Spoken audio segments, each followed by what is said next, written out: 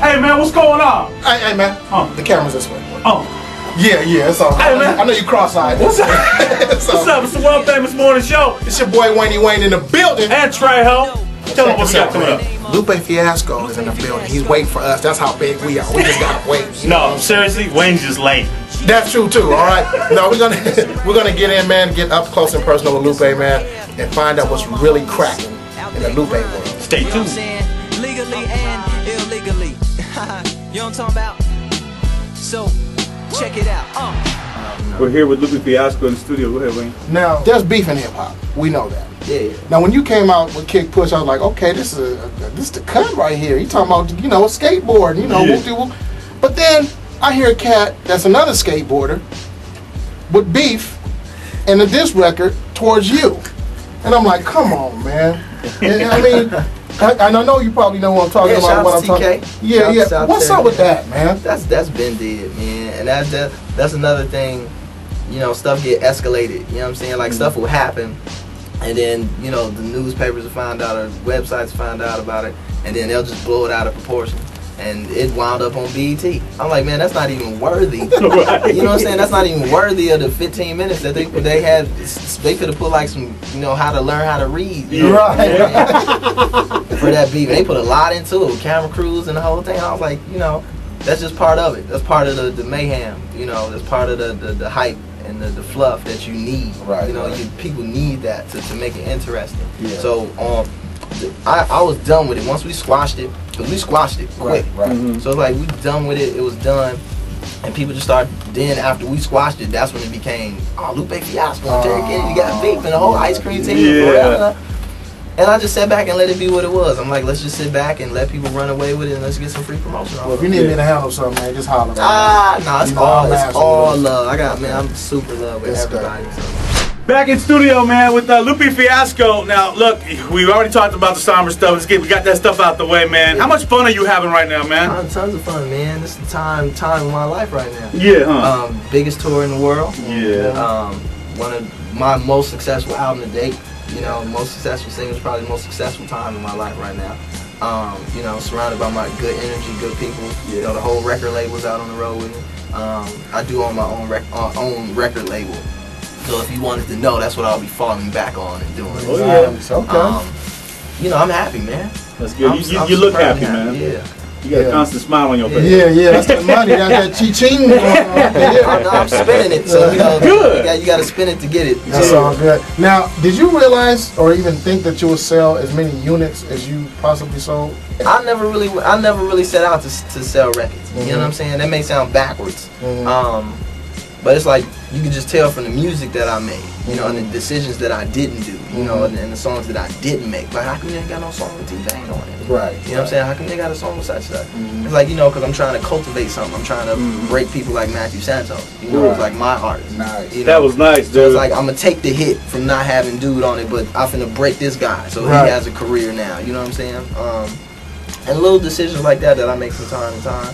But I'm happy. I honestly didn't know that Superstar was going to be as successful as it was. I knew it was going to be a good record and a big record, but like Kick Push was a big record, but it wasn't like commercially successful. But for Superstar to be a big record and be commercially successful, it's good, I gotta tell you, the first time I heard Superstar and I heard Matthew, I'm like, he got Bono on there, Bono from YouTube. Sounds just like him, man. But that just goes to show the talent that just be creeping around. And he was on my first album on the low, you know what I'm saying? So it just shows, it just goes to show when you give people that platform and you give them that opportunity to perform, you know what I'm saying, that they do it to the extreme. You got more Matthew Santos out there, man? Yeah, I got Miss Sarah Green right here. Yeah, hey Sarah. First Radio, First 15. Beautiful. I got she said Nikki Jean. Like, I got a talented roster of individuals on my crew. You about to bust out with some stuff, huh? Oh yeah. I can see this, man. We're gonna see you in one of them. That's what the smile is for. Yeah, I know, huh? He got one of them nasty movies, man. We gonna say let's go. We gonna be in one of them old Ray J and Kim Kardashian movies. Oh, that's what's next, man. Camping. No, real talk, man. Real talk, man. We're products of our environment. You know what I mean? And you're hanging around the top cats, man. Jay-Z and Kanye. How much of them rub off on you? inadvertently or just knowing? Not that much. And this because I was hanging around Jay-Z when I didn't have nothing, so I couldn't afford what he had. Right. To be perfectly honest with you, I had a little bit, but it's like more now. I'm so comfortable with who I am. Like it don't really bother me. I just know when I get around certain people, we got a stunt. So it's like a stunt. The backstage of this tour is a stunt fest. Oh, that's what this is. It's like you got the 3 more. Everybody back there is GQ Man of the Year from one year to another. I was 06.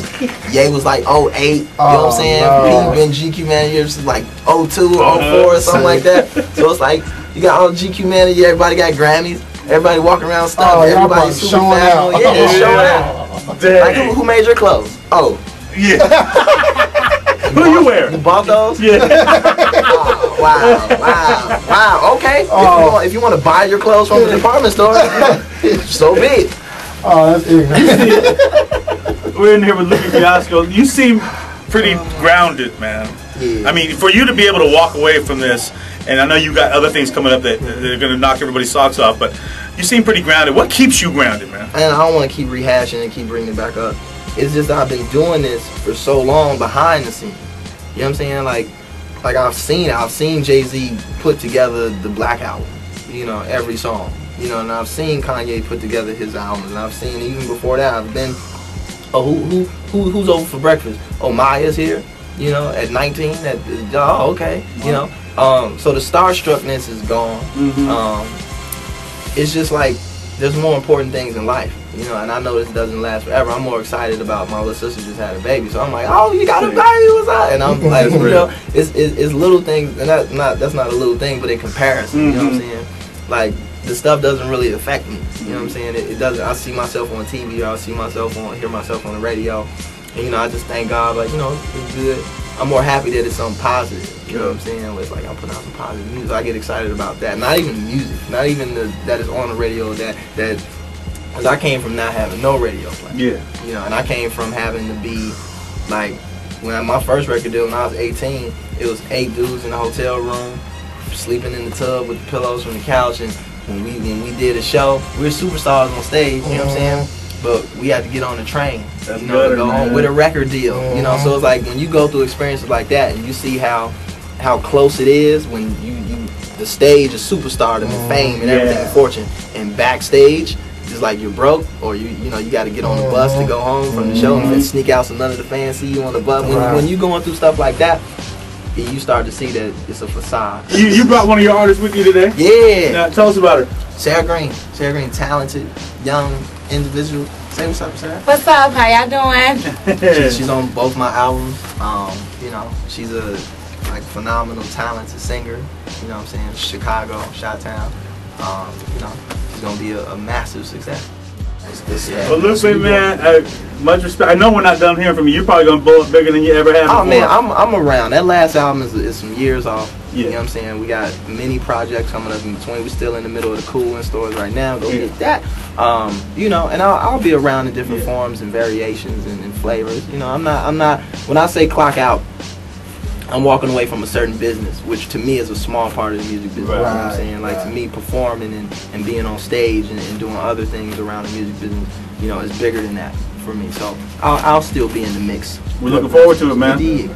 We're looking forward to all the talent you got coming out too, man. Thank you, man. Appreciate that. FNF 1st 15th all day. There you go. Lupe Fiasco in the studio with the World Famous Morning Show. We'll be right back. World Famous.